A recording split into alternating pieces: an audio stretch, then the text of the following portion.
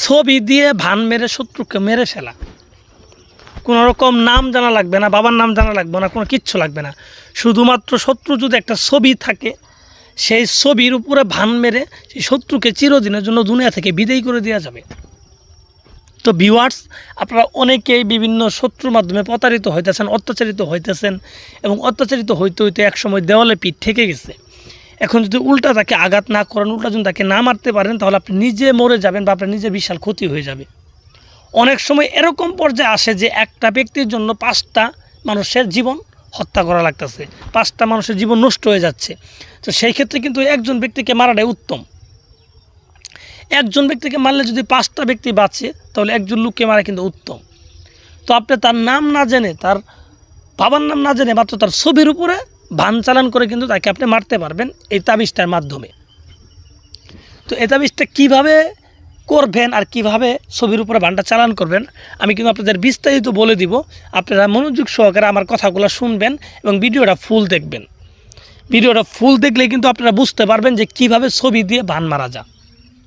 আর একটা কথা বলি, এটা কিন্তু দূরের ব্যক্তিকেও করতে পারবেন। একটা লোক যদি দেশের বাইরেও থাকে, তাতেও কিন্তু কোনো সমস্যা নাই। যদি তার একটা ছবি থাকে, তার একটা ছবি থাকলেই কিন্তু আপনি ছবির উপরে চালান করি যে কোনো জায়গায় যে কোনো ব্যক্তিকে আপনি বান মেরে একেবারে মেরে ফেলতে পারবেন। তো ভিউয়ার্স, তাহলে কিভাবে করবেন আমি আপনাদের বিস্তারিত বলি, আপনারা মনোযোগ দিয়ে শুনেন। আর আমার কথা যদি কেউ বুঝতে না পারেন, তাহলে অবশ্যই কমেন্ট বক্সে কমেন্ট করে আমাকে জিজ্ঞাসা করবেন যে কোন জায়গায় আপনি বুঝেন নাই। আমি চেষ্টা করবো আপনাকে বুঝিয়ে দেওয়ার জন্য। তারপর যদি না বুঝেন, আমার নাম্বার যে আছে, নাম্বারে ফোন করবেন। আমি বিনা স্বার্থে আপনাদের আমি বুঝিয়ে দিব তাবিজটা কীভাবে প্রয়োগ করতে হবে। তো যাই হোক, আমি আর কথা বাড়াই না। তাহলে তাবিজটা যারা করতে চাচ্ছেন, তারা কিভাবে তাবিজটা করবেন, ঠিক আছে, আমি বলি, আপনারা শুনেন।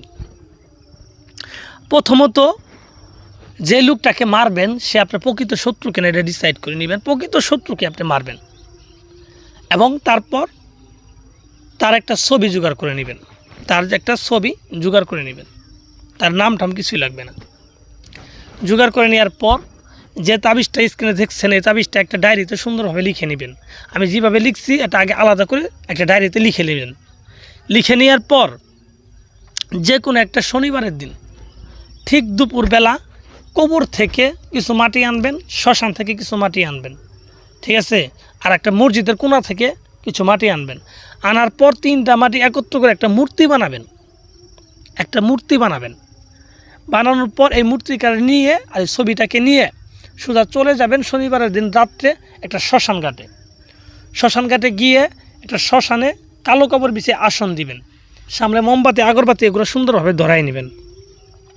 ধরাই নেওয়ার পর আপনার শরীরে কোনো রকম কোনো কাপড় রাখবেন না, এবং এই কাজটা করবেন লোকচক্ষুর আড়ালে। কোনো লোককে সাথে নেওয়া যাবে না, একাই করবেন, ঠিক আছে। শ্মশানে এইভাবে গিয়ে সমস্ত কাপড় চোপড় নিজের খুলে ফেলবেন, একদম অলঙ্গ হয়ে এই তাবিজটা লেখা শুরু করবেন।